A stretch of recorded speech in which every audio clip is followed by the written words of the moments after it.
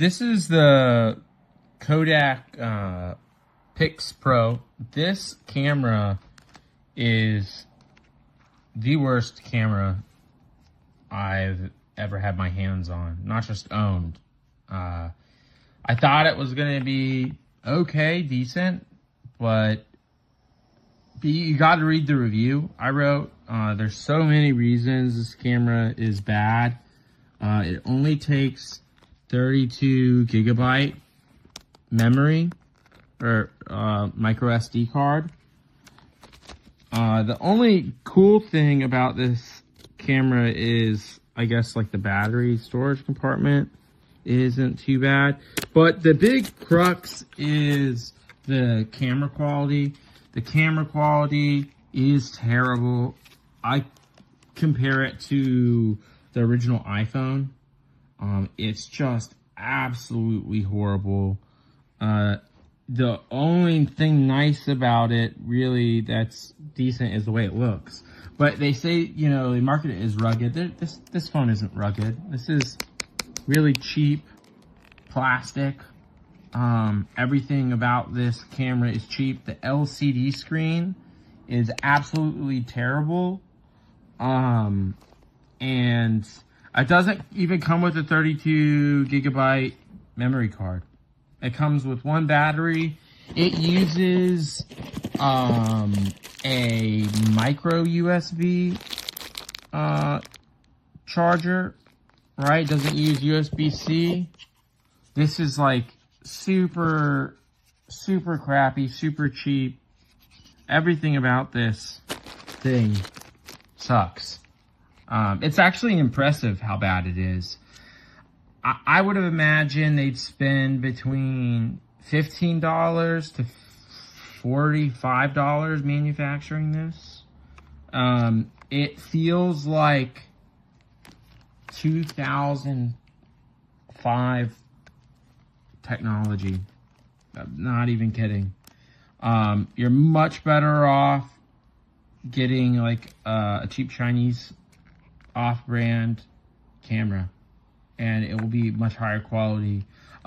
If you want a real rugged camera that takes better quality photos than whatever cell phone you have, I recommend just dishing out more money if you can afford it. You need to spend, in my opinion, around $550 in that range to get a good quality, rugged camera. Now, I might be wrong, and you could find some good quality rugged cameras for less, but if you want to take some photos, some serious photos, and you want the equipment to last a while, you want to use a high endurance micro SD card, or like this, that's at least 256 gigabytes.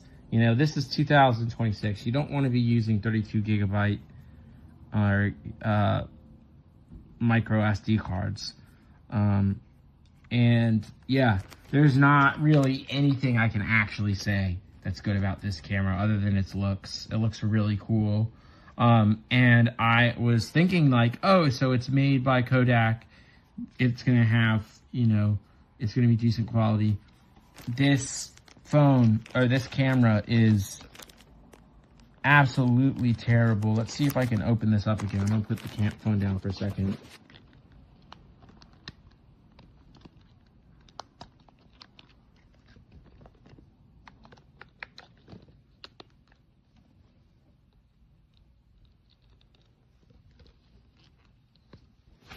Okay, so I'm gonna try to turn it on. Right now, it's trying to force me to connect to Wi-Fi, which isn't surprising because it's probably selling your data. That's why they put Wi-Fi on this device. I'm sure they would not have actually spent the money to do that otherwise.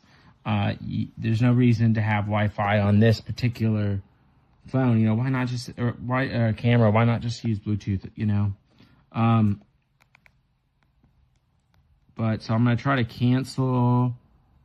So to ensure your stable connection. So like I can't even get past this screen. Let's see. Okay. Yeah. So I would like to be able to show you. Okay, so here you can see, hopefully you can see the poor image quality on this. So yeah, same memory full, but because I don't have a memory card in there. But yeah, it's trying to get me to go back to setting up Wi-Fi again. Just absolutely terrible here. Let's see. So you could see here, if you could just see the display is just really granular, super cheap, but yeah, I hate to sound so complaining, but do not buy this camera. Whatever you do, get another camera. Anybody, I'm surprised it has so many good reviews, but what you got to realize is most people aren't familiar with technology. They're not good with small electronic devices. They don't know a lot about them. So you're going to see a lot of people that are satisfied with it.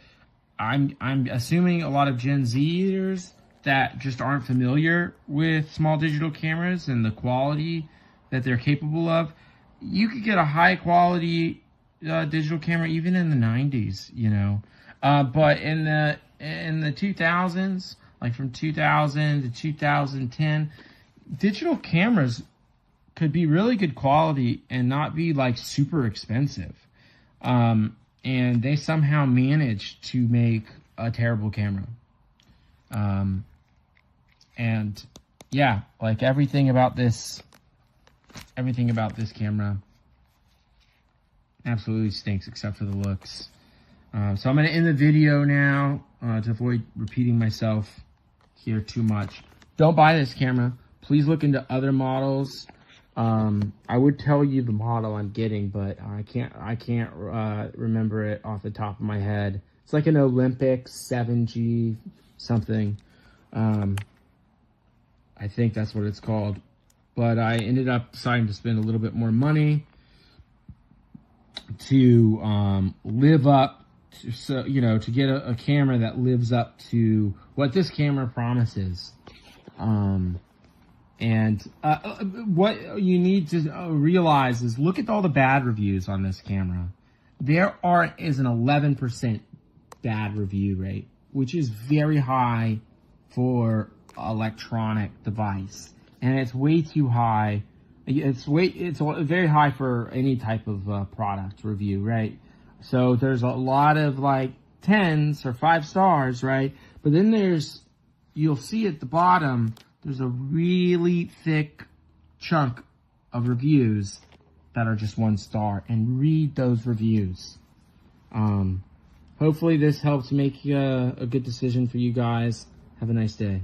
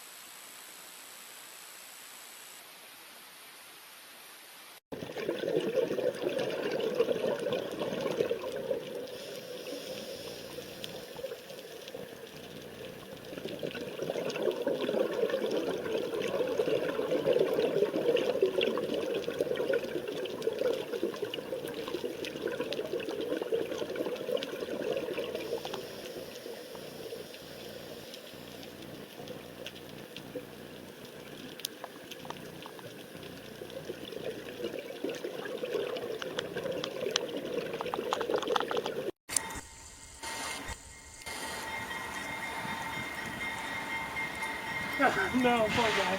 What happened?